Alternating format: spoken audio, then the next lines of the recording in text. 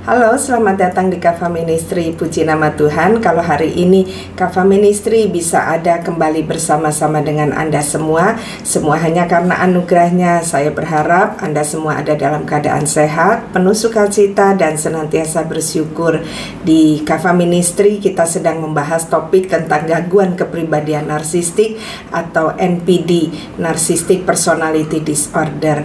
Untuk yang baru pertama kali bergabung, saya sarankan untuk mengikuti video-video sebelumnya, karena di setiap serinya akan ada keterkaitan sehingga akan lebih lengkap apabila diikuti secara berurutan. Di seri NPD yang ke-7 dan ke-8 kita sudah membahas tentang domba, di mana ada domba yang diutus untuk melakukan visi mencari domba yang hilang di tengah serigala. Dan domba yang diutus ini kita sudah pahami bahwa Tuhan tidak mengutus tanpa mempersiapkan segala sesuatunya. Dia sudah memberikan kuasa, dia sudah memberikan karunia kepada domba ini untuk mampu melakukan visinya dan mengalami kemenangan. Kita juga sudah belajar kenapa domba yang hilang ini masih ada di tengah serigala. Karena kalau kita mengingat, domba itu adalah makanan yang disukai oleh serigala. Tetapi bagaimana dia masih ada di dalam kawanan serigala, ternyata dia sudah bergaul dengan serigala sehingga dia sudah berpenampakan atau berkarakter seperti serigala, sehingga ini yang dapat kita pahami kenapa dia masih dapat hidup di tengah serigala. Dan selanjutnya di seri yang ke-9 ini kita mau lebih lagi membahas tentang serigala. Memang kemarin kita sudah membahas sedikit tentang serigala, tapi hari ini kita akan lebih lagi belajar tentang apa yang dimaksud oleh Alkitab tentang serigala ini. Untuk itu, tanpa berlama-lama, kita akan mulai seri NPD yang ke-9 dengan judul Jinak-Jinak Serigala. Alkitab menggambarkan serigala atau lukos ini sebagai metafora dari orang yang mempunyai hati nurani yang jahat, bersifat buas, ganas, gemar memangsa dan menyerang. Jadi ini menggambarkan sifat yang agresif dan destruktif. Serigala atau lukos ini juga dikenal sebagai hewan liar yang hidup bebas mengikuti nalurinya sendiri. Ini merupakan metafora dari manusia yang mengikuti hawa nafsu dan kedagingannya dan tidak mampu mengekang diri sendiri. Selanjutnya kita kemarin juga sudah membahas bahwa serigala ini juga senang bergaul atau hidup bersama dengan anjing hutan. Anjing hutan di Alkitab digambarkan sebagai sesuatu yang najis. Jadi seekor serigala yang bergaul dengan anjing hutan ini menggambarkan orang yang hidup di akhir zaman ini yang penuh dengan hawa nafsu, senang bergaul dengan hal-hal yang berbau kenajisan. Dan kalau kita mau melihat, orang-orang NPD ini banyak berhubungan dengan yang namanya dosa perzinahan, percabulan seperti pornografi, selingkuh, juga penyalahgunaan narkoba, korupsi, penipuan, judi, dan hal-hal kriminal lainnya. Jadi dari apa yang kita gambarkan ini, kita dapat melihat bahwa gambaran serigala atau lukos ini adalah gambaran dari orang yang mempunyai hati nurani yang jahat dan bersifat agresif serta destruktif untuk merusak orang lain. Jadi makanya ini sangat erat hubungannya dengan NPD. Dan untuk lebih luas lagi kita mengenal tentang serigala ini, Kava Ministry mengajak kita semua untuk melihat beberapa ayat firman Tuhan yang berbicara tentang serigala ini. Yang pertama kita akan membuka di Hosea 1 ayat 8. Kita baca ayatnya ya. Kudanya lebih cepat daripada macan tutul dan lebih ganas daripada serigala pada waktu malam. Pasukan berkudanya datang menderap. Dari jauh mereka datang terbang seperti raja wali yang menyambar mangsa. Kalau kita mau lihat ayat ini, yang menjadi pertanyaan siapa yang dimaksud lebih ganas daripada serigala di waktu malam. Dan kalau kita mau membaca ayatnya secara keseluruhan, kita dapat pahami bahwa yang dimaksud dengan lebih ganas daripada serigala pada waktu malam ini adalah menggambarkan orang Kasdim. Siapa orang Kasdim ini? Kita bisa baca di Habakuk 1 ayat 6. Saya bacakan ya. Sebab sesungguhnya akulah yang akan membangkitkan orang Kasdim, bangsa yang garang dan tangkas itu. Makanya tadi disebut sebagai serigala, sebab dia menggambarkan sesuatu yang buas dan cepat. Nah, jadi kalau kita mau melihat di situ dikatakan akulah, bicara tentang Tuhan yang membangkitkan orang Kasdim. Orang Kasdim ini gambaran tadi serigala yang lebih ganas pada waktu malam. Dikatakan juga, diperjelas di sini dikatakan bahwa orang Kasdim itu garang dan tangkas seperti sifat dari serigala ya, yang melintasi lintang bujur bumi untuk menduduki tempat kediaman yang bukan kepunyaan mereka. Jadi mereka ini adalah orang-orang yang suka merampas yang bukan menjadi miliknya. Jadi kalau kita mau melihat di sini, orang Kasdim adalah bangsa yang dipakai Tuhan untuk menyadarkan, mengembalikan bangsa Israel kepada Tuhan. Karena bangsa Israel sudah berlaku tidak setia kepada Tuhan. Mereka menyembah Allah-Allah lain. Makanya Tuhan mengirimkan orang Kasdim ini untuk menghajar atau mengingatkan bangsa pilihannya. Maka Tuhan mengirimkan orang Kasdim ini seperti ganjaran atau hukuman yang harus diterima oleh bangsa Israel. Dan kalau dilihat di situ dikatakan orang Kasdim ini sifatnya agresif dan destruktif, dan juga suka mengambil milik kepunyaan orang lain. Kalau kita mau melihat seperti keadaan saat ini, seperti begal yang sedang marak saat ini ya, mereka benar-benar terlihat ganas dan mereka juga menghancurkan orang lain dan juga merampas apa yang bukan kepunyaan mereka. Jadi benar-benar ini gambaran dari karakter yang agresif dan destruktif. Dan kalau kita mau melihat, orang Kasdim ini bukan bangsa Israel. Dia adalah bangsa-bangsa lain atau yang disebut dengan Goyim. Orang Kasdim inilah yang dipakai Tuhan untuk membawa bangsa Israel kembali kepada Allah mereka. Jadi kalau kita mau melihat di sini, serigala yang digambarkan oleh Hosea ayat 1 sampai 8 ini sama dengan yang sudah kita pelajari, menggambarkan tentang karakter manusia yang buas, ganas, agresif dan destruktif bagi manusia lain. Dan ini mudah dipahami karena kita tahu, kita mengenal yang namanya serigala itu adalah binatang liar, binatang buas, binatang yang ganas, yang suka memangsa dan menyerang. Jadi tidak sukar untuk kita memahaminya. Ini karena kita mempunyai gambaran tentang serigala yang ada saat ini. Dan kemudian kita akan masuk ke ayat firman Tuhan yang kedua tentang serigala ini. Kava Ministry mengajak kita semua untuk membukanya di Yehezkiel 22 ayat 27. Sebelumnya saya mau sampaikan bahwa kalau tadi orang Kasdim itu bicara orang-orang di luar bangsa pilihan, maka di ayat ini Yesaya 22 ayat 27 justru gambaran serigala itu didapat dari umat pilihan atau bangsa pilihan, karena ini ditujukan kepada pemuka-pemuka Yerusalem. Kita mau baca ayatnya ya. Yehezkiel 22 ayat 27. Pemuka-pemukanya di tengah-tengahnya adalah seperti serigala-serigala yang menerkam mangsanya dalam kehausan darah. Jadi kita mau melihat di sini yang digambarkan adalah justru pemuka-pemuka dari bangsa Israel, dan dikatakan di situ seperti serigala. Ternyata mereka ini mempunyai karakter yang sama dengan serigala.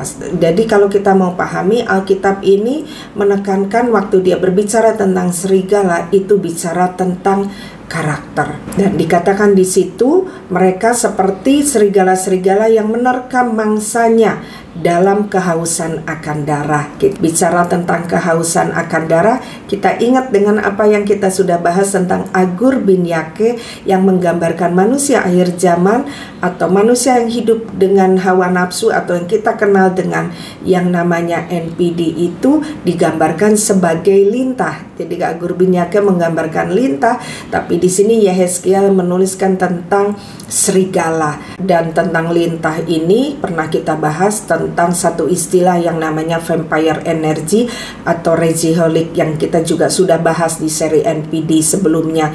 Makanya pernah saya sampaikan ada satu pembicara di luar negeri yang mengatakan orang NPD itu adalah orang yang membunuh orang lain secara perlahan.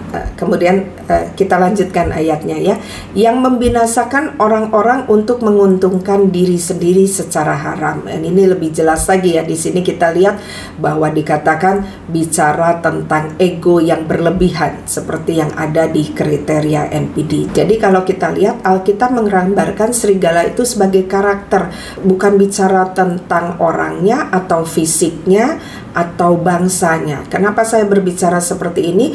Karena tadi kita melihat orang Kasdim itu punya karakter serigala, dan umat pilihan Tuhan juga pemuka-pemuka Yerusalem punya karakter ini. Jadi di Yehezkiel 22 ayat 27 ini kita temukan bahwa serigala yang digambarkan di sini adalah tentang pemuka-pemuka atau pemimpin Yerusalem yang digambarkan sebagai serigala yang menerkam mangsanya dalam kehausan akan darah. Bicara sesuatu yang ganas, buas, rakus, dan membinasakan. Dan selanjutnya yang ketiga, ayat firman Tuhan tentang serigala ini dapat kita baca di Yesaya 11 ayat 6.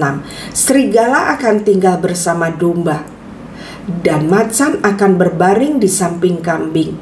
Anak lembu dan anak singa akan makan rumput bersama-sama, dan seorang anak kecil akan menggiringnya.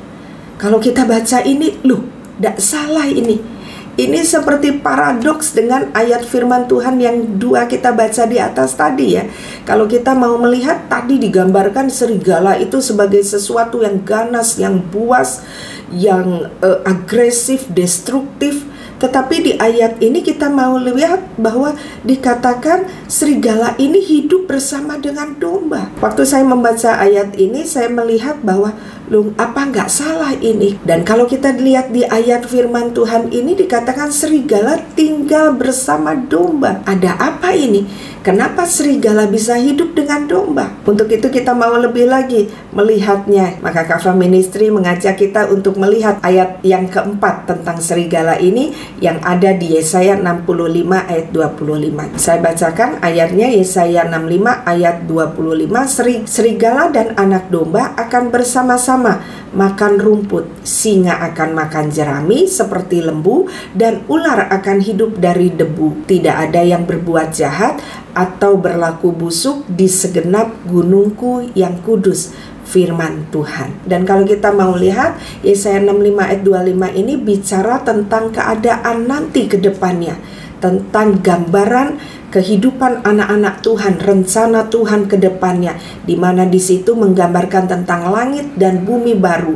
Dan di sini juga dikatakan bahwa serigala dan anak domba akan bersama-sama makan rumput. Jadi kita dapat pahami di sini bahwa sebenarnya rancangan ke depan dari Tuhan adalah serigala dan domba akan tinggal bersama-sama. Dan kalau kita melihat di sini, mereka makan makanan yang sama, yaitu rumput atau tanaman hijau.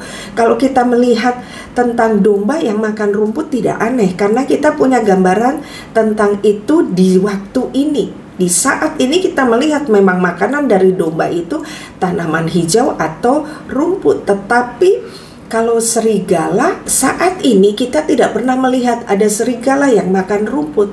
Kita melihat serigala itu termasuk binatang karnivora. Dia ini pemakan daging. Makanya apa yang terjadi dengan serigala ini, mengapa digambarkan dia memakan rumput? Dan kalau kita mau baca tadi di ayat selanjutnya di Yesaya 11 ayat 9 dikatakan, tidak ada yang berbuat jahat atau berlaku busuk di gunung kudusku yang kudus, sebab seluruh bumi penuh dengan pengenalan akan Tuhan seperti air laut yang menutupi dasarnya. Dan di Yesaya 65 ayat 25 ini pun tadi di akhir ditulis, tidak ada yang berbuat jahat atau berlaku busuk di segenap gunungku yang kudus. Jadi dapat kita pahami bahwa serigala yang tadi kita kenal dengan binatang yang buas, di gunung Tuhan dikatakan mereka tidak bisa berbuat jahat dan berlaku busuk. Serigalanya sama, tetapi ada yang berbeda waktu mereka ada di gunung kudus Tuhan.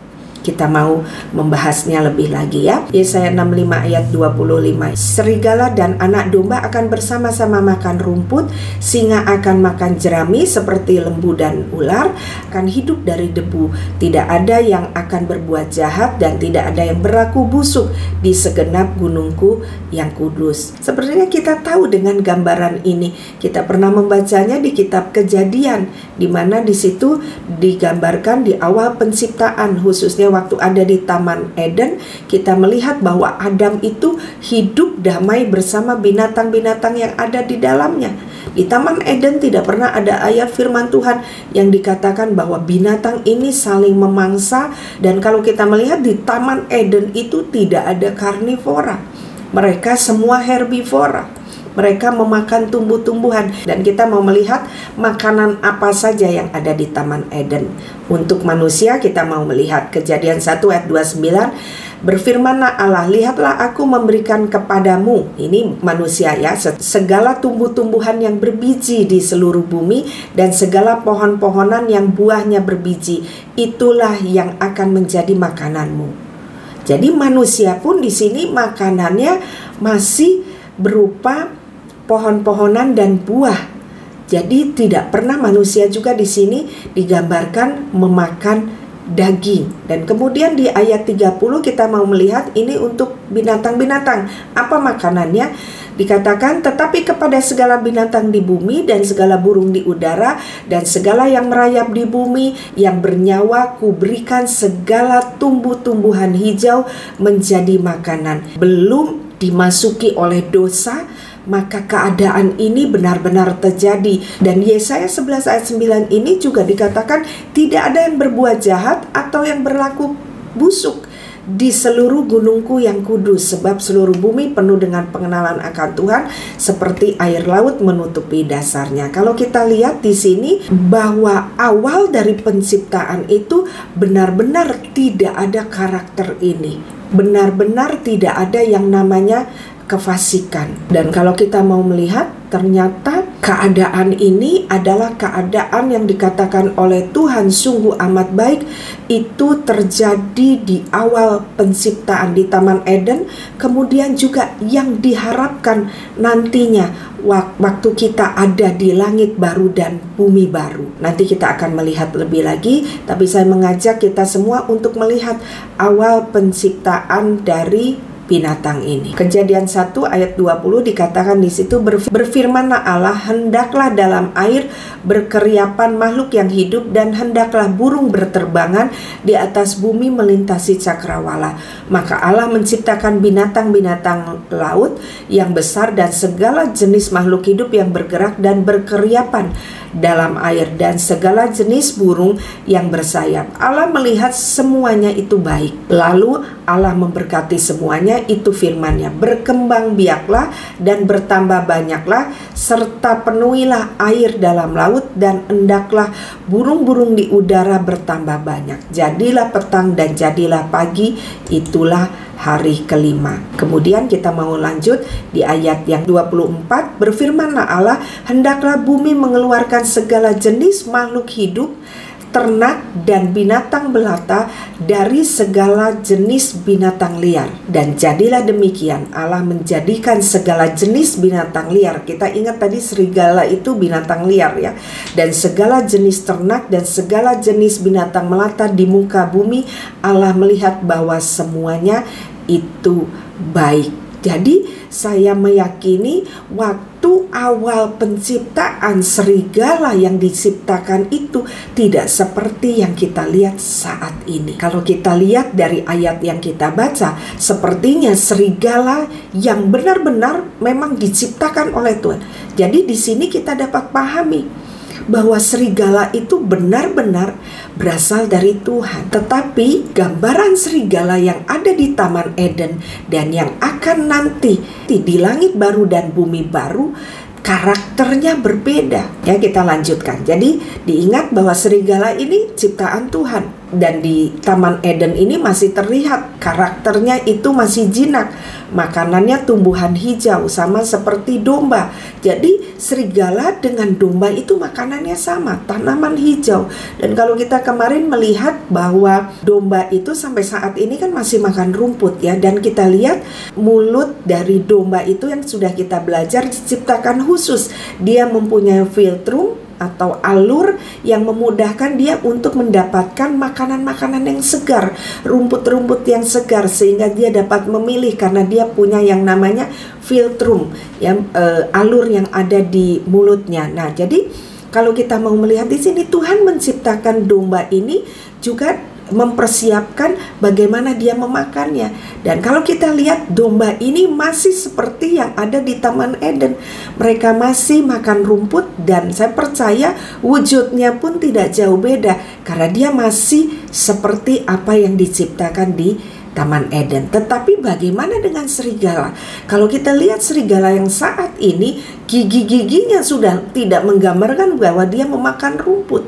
Benar-benar bentuknya sudah seperti binatang karnivora. Kalau kita lihat gigi-gigi dari serigala ini tajam. Dia seperti taring untuk mencabik-cabik musuhnya. Jadi sudah ada yang berubah juga secara fisik dari karakter serigala yang masih di Taman Eden dan juga serigala yang ada saat ini. Dan saya mencoba untuk membuat satu bagan supaya kita bisa dapat memahaminya dengan mudah. Kita bisa lihat di gambar di situ. Saya mencoba untuk menggambarkannya supaya kita dapat pemahaman lebih mudah. Kita mau melihat di situ di awal penciptaan itu. Nah, di situ saya membagi ada 3 fase, yaitu serigala pada awal penciptaan, kemudian yang kedua yaitu dari Taman Eden sampai hari ini kurang lebih sudah 6.500 tahun. Jadi ini keadaan serigala di waktu ini. Dan yang ketiga adalah gambaran serigala nantinya yang ada dalam rencana Tuhan di waktu langit baru dan bumi baru itu datang. Nah, kita mau melihat dulu serigala di yang nomor 1 ini ya, di mana serigala waktu itu dikatakan bahwa dia diciptakan oleh Tuhan, karena tadi kita membaca ada hewan-hewan liar yang diciptakan oleh Tuhan. Jadi murni bahwa serigala ini benar-benar ciptaan Tuhan. Jadi bukan bentukan dari iblis atau dari mana-mana. Serigala ini berasal dari Tuhan. Dan kalau kita melihat di sini, dia tidak punya karakter yang buas. Dia masih memiliki karakter yang jinak. Dan dia hidup berdampingan dengan domba, dengan binatang-binatang lain. Dan dia sama-sama makan rumput dengan domba dan tanaman hijau. Jadi kalau kita mau melihat di penciptaan ini, serigala ini menggambarkan sebagai DNA gandum. Benar-benar benihnya ini benih yang berasal dari Bapa yang ada di surga. Jadi tidak menggambarkan sedikit pun karakter yang di luar dari gambaran dari pencipta kita. Jadi benar-benar mereka ini, kalau kita mau gambarkan, mereka ini masih murni, DNA gandum yang masih murni. Dan sebenarnya yang namanya kebenaran itu adalah kondisi ini. Jadi kalau saat ini kita melihat bahwa serigala itu binatang yang buas, dan juga kita melihat karakter orang itu sekarang menjadi buas, itu bukan kebenaran. Dan itu bukan yang tadi seperti dipuji oleh Tuhan waktu dia melihat binatang-binatang ini diciptakan, manusia diciptakan, dan mereka ini makan tumbuh-tumbuhan dan mereka hidup damai. Tuhan bilang keadaan itu sangat baik karena sesuai dengan kebenaran. Tetapi kita melihat dunia saat ini, baik serigala juga metafor dari serigala ini kita melihat orang-orang juga punya karakter jahat saat ini semakin banyak. Keadaan dunia saat ini bukan gambaran dari kebenaran. Kenapa? Karena di sini DNA gandum itu atau benih-benih yang dari Tuhan itu sudah tercampur dengan benih yang berasal dari dunia dan juga yang berasal dari iblis. Makanya terbentuklah karakter-karakter, wujud-wujud kejahatan yang selalu semakin hari semakin matang. Kalau di istilah genetik ini seperti terjadi satu mutasi, membuat tidak lagi menjadi segambar dengan gambaran yang tadinya mau diciptakan oleh Bapa di Taman Eden. Sudah tidak lagi bentuknya sama.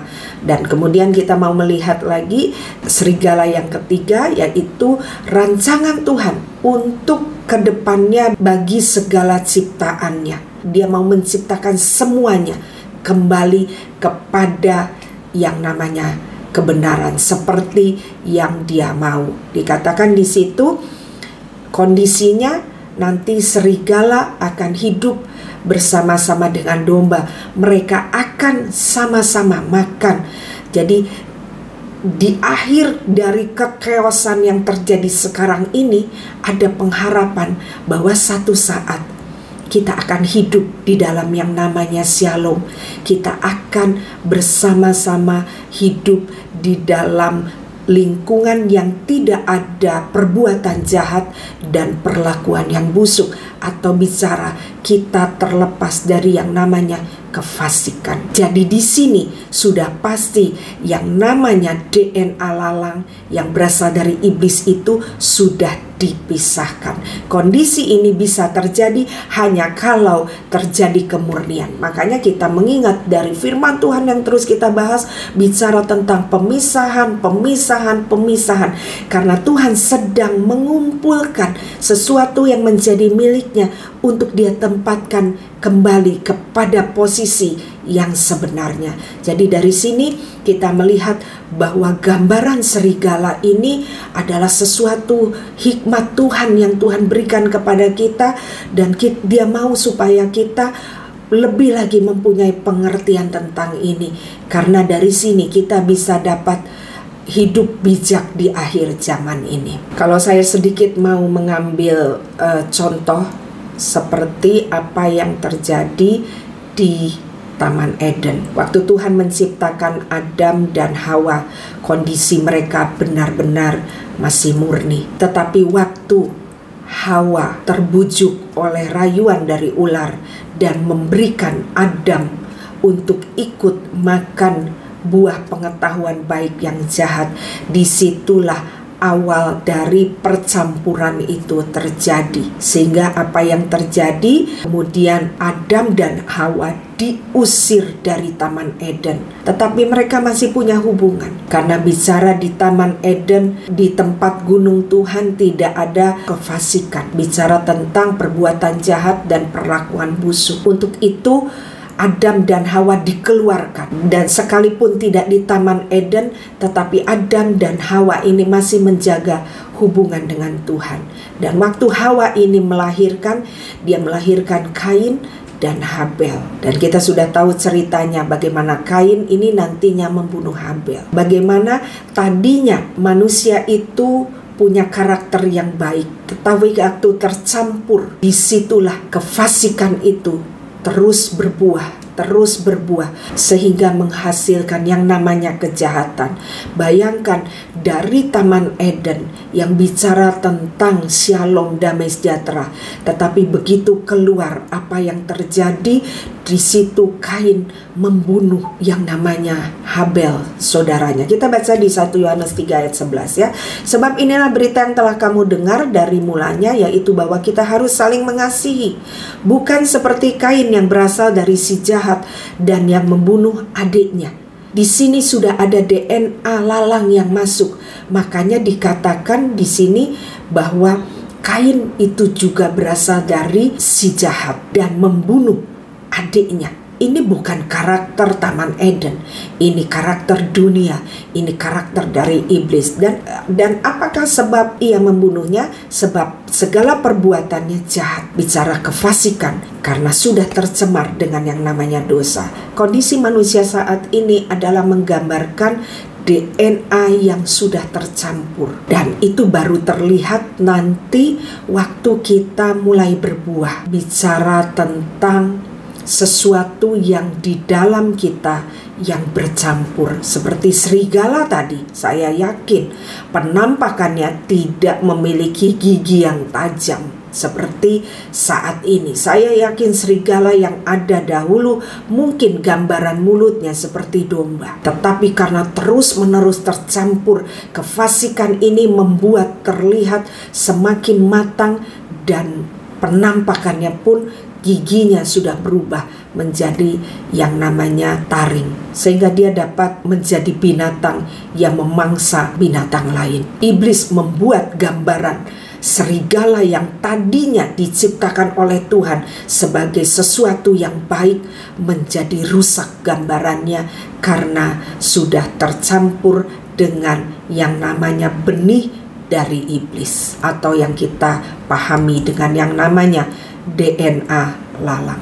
Dan kita mau melihat betapa besarnya kasih Tuhan-nya di saat Kain itu yang sudah tercampur, kasih Tuhan tidak pernah meninggalkannya. Waktu tercampur, kita melihat DNA yang tercampur ini yang ada di dalam Kain. Kita lihat karakter Kain ya, lebih mulai terlihat garang dan buas. Kita mau melihat ini dari percakapan Tuhan dengan Kain yang ada di Kejadian 4 ayat 9 sampai 15. Saya mau bacakan ya. Kita mau melihat bagaimana sesuatu yang diciptakan Tuhan yang begitu murni berubah karakternya oleh karena dosa. Waktu dosa masuk, maka kefasikan itu terus bertumbuh di dalam yang namanya ciptaan dari Tuhan. Kejadian 4 ayat 9, firman Tuhan kepada Kain. Ini kita lihat ya, Tuhan masih sangat sabar bertanyanya. Padahal di situ sesuatu yang sangat dia kasihi, suatu kemurnian sudah dirampas oleh Kain. Tetapi di sini kita lihat Tuhan sangat sabar. Sekalipun Kain ini menyakiti hatinya, dia masih mau menghampiri dan masih mau mempertahankan keberadaan Kain untuk kembali kepadanya. Tapi kita mau melihat di sini ya, dikatakan di situ, di mana Habel adikmu? Kayaknya ini pertanyaan yang terlalu sabar dari Tuhan menghadapi orang-orang yang seperti Kain, orang-orang yang hidup dengan hawa nafsu. Dan kita di sini mau melihat ya perubahan yang terjadi dari manusia yang sudah tercemar. Jawabannya dikatakan di sini, aku tidak tahu apakah aku penjaga adikku. Kata-katanya menjadi sinis, kata-katanya mulai menjadi kasar. Orang yang sudah tercemar, lihat perkataannya. Kata-katanya itu bukan kata-kata yang baik. Di sini terlihat apa yang ada di dalamnya. Percampuran itu, lalang itu jauh lebih banyak daripada gandum. Karena apa? Habel tadi sudah dibunuh. Waktu kebenaran, waktu DNA gandum itu dibunuh, maka yang bertumbuh cepat adalah DNA lalang. Makanya waktu ada DNA lalang masuk ke kita, kita harus cepat-cepat untuk mengantisipasinya dengan membuangnya. Kenapa? Karena DNA lalang ini perlahan-lahan akan merusak pertumbuhan dari DNA gandum. Bahkan DNA gandumnya sendiri bisa mengalami yang namanya kematian. Kita lanjutkan ayatnya ya. Firman-Nya, apakah yang telah kau perbuat ini? Darah adikmu itu berteriak kepadaku dari tanah. Sepertinya Tuhan di sini ada satu hal yang mendukakan hatinya. Dia sedih karena Habel yang punyaannya dihancurkan, dibunuh oleh Kain. Dan kita baca selanjutnya ya. Maka sekarang terkutuklah engkau, terbuanglah jauh dari tanah yang mengangangkan mulutnya untuk menerima darah adikmu itu dari tangan. Dan untuk membayar semuanya ini Tuhan menegakkan keadilan, hukum yang harus ditegakkan. Apabila engkau mengusahakan tanah ini, maka tanah ini tidak akan memberikan hasil sepenuhnya lagi kepadamu. Engkau menjadi seorang pelarian dan pengembara di bumi. Makanya kalau kita mau melihat karakter dari NPD, karakter dari orang yang tercemar DNA-nya, ini pelan-pelan saya masukkan filosofinya ya, itu mereka tidak pernah tenang. Hidup mereka seperti dikejar dan mereka itu berpindah-pindah dari satu tempat ke tempat yang lain. Kalau kita mau melihat, kita mau perhatikan orang-orang yang benar-benar memiliki karakter NPD itu biasanya mengembara tempat tinggalnya. Dia tidak di satu tempat. Kata Kain kepada Tuhan, hukumanku itu lebih besar daripada yang dapat kutanggung. Masih marah, masih membenarkan dirinya. Egonya mulai muncul bahwa dia rasa bahwa hukuman ini terlalu berat. Padahal sesuatu yang punya Tuhan, yaitu dirinya, bagian dari dirinya dibunuh oleh Kain. Tapi dia masih berkata bahwa itu kebenaran. Tidak harus menanggung akibat dari apa yang dia perbuat. Ini karakter dari NPD yang kita sudah bahas, bahwa NPD tidak pernah mau dikritik. NPD selalu merasa dia benar. Kita mau lanjutkan ya. Engkau menghalau aku sekarang dari tanah ini dan aku akan tersembunyi dari hadapanmu. Seorang pelarian dan pengembara bumi. Dia sadar bahwa dia akan hidup dalam pelarian. Maka barang siapa yang akan bertemu dengan aku, tentulah akan membunuh aku. Dia tahu bahwa pagar perlindungan waktu dia itu tidak murni lagi, maka pagar perlindungan itu pun mulai hilang. Makanya dia takut sekali untuk dia menghadapi ke depannya. Dan kita mau melihat ya jawaban Tuhan di sini. Saya waktu membaca ayat ini, saya menangis. Saya melihat kasih Tuhan begitu besar kepada Kain. Sesuatu yang sudah mengambil dari punyanya Tuhan, tapi Tuhan pun masih punya kasih. Di sini kita mau melihat di sini ya, ada satu perkataan Tuhan yang saya di situ dapat merasakan bahwa Tuhan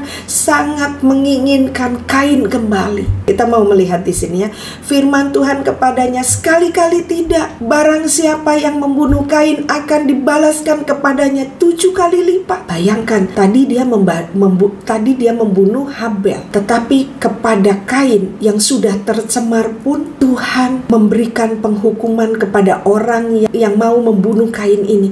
Dikatakan 7 kali lipat.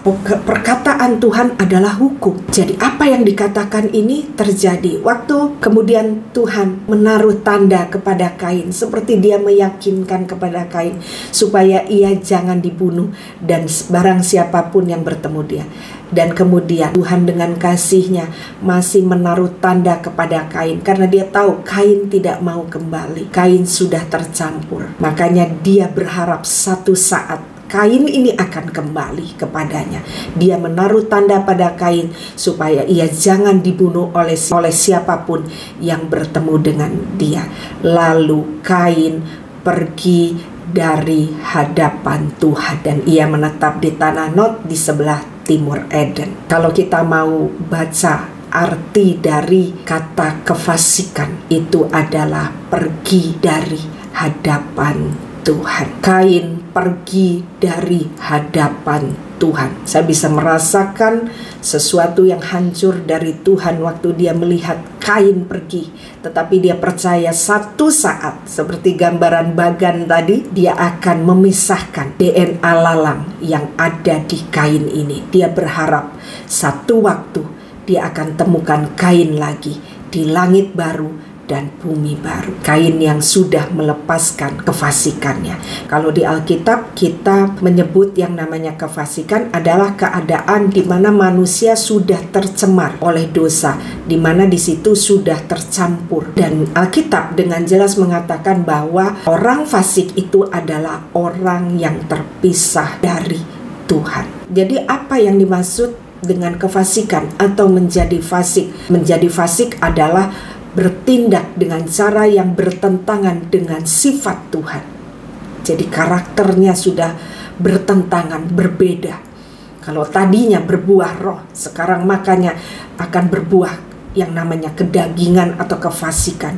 Secara aktif menentang Tuhan dalam ketidaktaatan atau mengabaikan Tuhan secara tidak hormat. Alkitab sering sekali berbicara tentang daging, mengacu kepada hal-hal yang bicara tentang sifat dari dosa kita. Perbuatan daging dan keinginan dunia itu masuk di dalam yang namanya kefasikan. Dan kalau kita kembali tadi di Taman Eden, kefasikan ini sudah tercemar mulai dari Taman Eden, sudah tercampur. Dan kalau kita mau melihat isi dari Alkitab, sebenarnya itu adalah cara Tuhan untuk terus mau mengembalikan kemurnian dari miliknya. Dia mau supaya DNA gandum ini menyadari identitas mereka dan membuang segala kefasikan. Makanya kalau kita lihat Alkitab dari awal sampai akhir, itu sebenarnya bagaimana Tuhan itu berbicara tentang kemurnian, bicara tentang pemisahan dari yang namanya kekudusan dan juga yang namanya kefasikan. Makanya di situ Tuhan melarang untuk bangsa pilihannya itu kawin campur. Yang seperti kita bahas di seri yang kemarin, Ahab itu adalah DNA yang tercampur. Dan kemudian dia bukan memisahkan DNA lalangnya, justru dia menggabungkan DNA lalang dia dengan yang namanya Isabel, yang benar-benar berasal dari si jahat. Membuat DNA gandum atau benih yang dari Tuhan, atau Habel yang ada di dalam dirinya, dia bunuh, sehingga yang keluar adalah karakter-karakter yang jahat dari Ahab. Sehingga Ahab bukan lagi hidup dalam kebenaran, tetapi dia memilih untuk bercampur dengan yang namanya kefasikan. Dan kita lihat akhirnya dia binasa.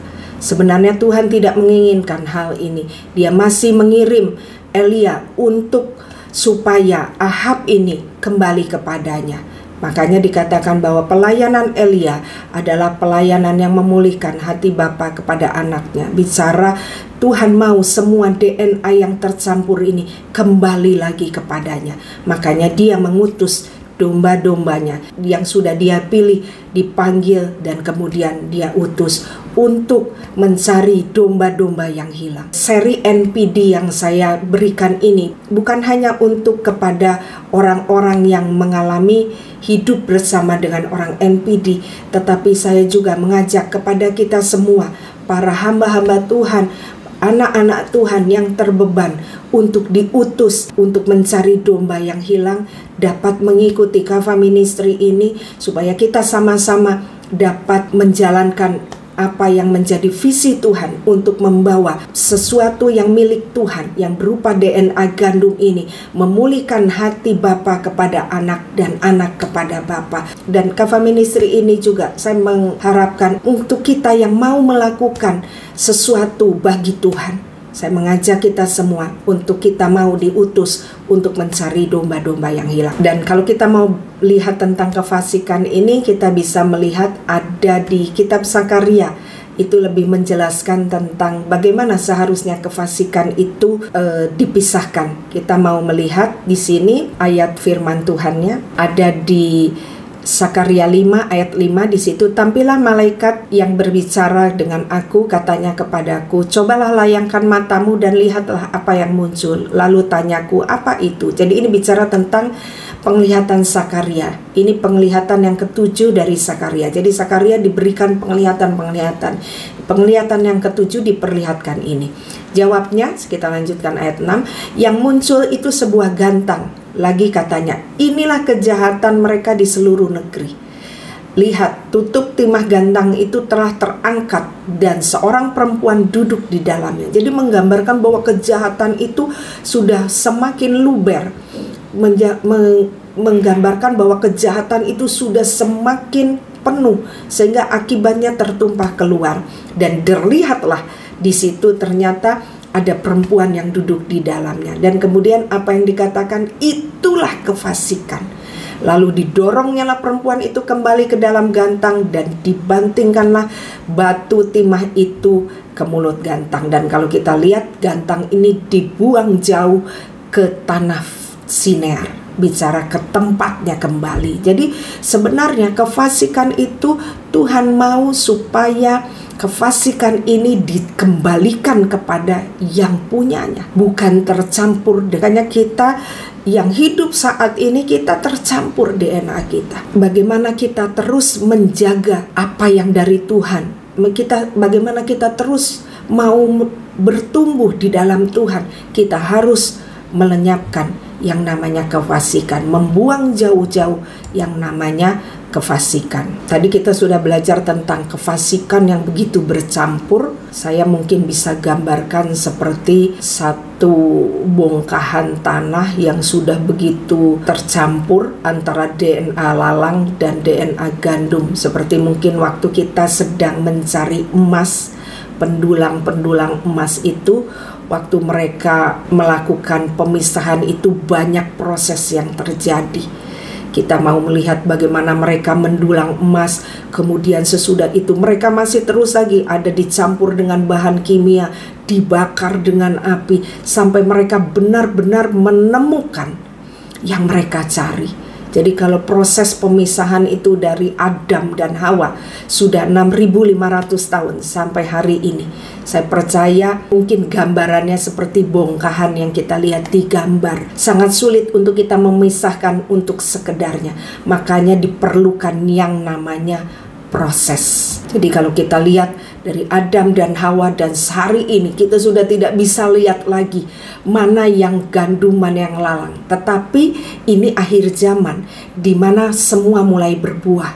Nah, makanya mulai terlihat mana yang mereka ini cenderung untuk mereka ini tetap mempertahankan DNA gandum, atau mereka sudah membuang DNA gandumnya dan mereka terus hidup yang dalam namanya kefasikan. Itu akan terlihat di awal akhir zaman ini. Dari apa yang kita pelajari, bahwa kita adalah benih anak raja yang diutus ke dunia ini untuk kita menyelamatkan domba-domba yang hilang. Bicara apa? DNA gandum yang sudah tercampur, dan memisahkannya ini bukan hal yang mudah karena proses ini sudah bercampur di dalam darah dan daging. Makanya perlu memilih dan memanggil serta mengutus anak-anaknya untuk melakukan visi ini. Dan kalau kita hidup di dalam visi Tuhan ini, kita tidak mau untuk menjadi biasa-biasa saja, karena kita diberi tanggung jawab oleh Tuhan untuk kita melakukan tugas kita. Dan kita sudah pelajari kemarin bahwa domba itu belajar, bahwa yang diutus itu harus belajar. Untuk kita dapat memisahkan ini, kita harus belajar. Tanpa belajar, kita tidak bisa paham tentang apa yang terjadi. Kita tidak bisa hidup sembarangan, karena di akhir zaman ini kecerdasan semakin meningkat, baik itu dari DNA lalang juga DNA gandum. Bagaimana kita menandingi mereka ini yang semakin pintar dan semakin jahat? Harus ada juga pasukan Tuhan yang pintar dan juga hidup di dalam kebenaran Tuhan. Makanya Tuhan menyatakan visinya di Yesaya 49 ayat 6. Dikatakan, terlalu sedikit bagimu hanya untuk menjadi hambaku. Kita enggak hanya digambarkan sebagai hamba saja untuk menegakkan suku-suku Yakub dan untuk mengembalikan orang Israel yang masih terpelihara. Tapi aku, kata Tuhan, membuat engkau menjadi terang bagi bangsa-bangsa, supaya keselamatan yang daripadaku sampai ke ujung bumi. Ini bicara apa? Bicara tugas besar, bicara visi, misi yang diberikan oleh Tuhan kepada kita. Kita harus menjadi terang bagi bangsa-bangsa. Oke, sampai bertemu di seri selanjutnya. Saya berharap kita semua ada dalam keadaan sehat, baik secara fisik maupun mental. Sampai jumpa di seri selanjutnya. Tuhan Yesus memberkati.